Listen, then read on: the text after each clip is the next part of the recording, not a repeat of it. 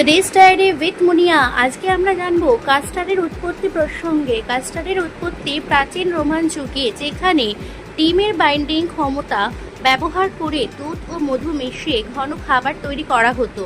মধ্যযুগে এটি ইউরোপে জনপ্রিয় হয় এবং পেস্ট্রির সাথে কাস্টার্ড টার্ট মিশিয়ে তা পরিচিত করা হয়।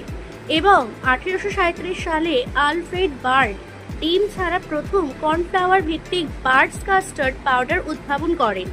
রোমানরা প্রথম কাস্টার্ড জাতীয় খাবার তৈরি করলেও মধ্যযুগে এটি মিষ্টি ও সুস্বাদু, যেমন মাংসের সাথে উভয়ভাবেই তা জনপ্রিয়তা লাভ করে। কাস্টার্ড শব্দটি ফরাসি শব্দ ক্রোস্টেড থেকে এসেছে, যা মূলত একটি পেস্ট্রি ক্রাস্ট বা পাই বোঝাতো। 1837 সালে বার্মিংহামের আলফ্রেড বার্ড তার স্ত্রীর ডিমের অ্যালার্জির কারণে ডিম ছাড়া কাস্টার্ড পাউডার তৈরি করেন, যা কর্নফ্লাওয়ার, চিনি ও ভ্যানিলা স্বাদের মিশ্রণ। ঐতিহ্যগতভাবে কাস্টার্ড হলো দুধ বা ক্রিমের সাথে ডিমের কুসুম মিশিয়ে ধীর আঁচে রান্না করা একটি ঘন মিশ্রণ।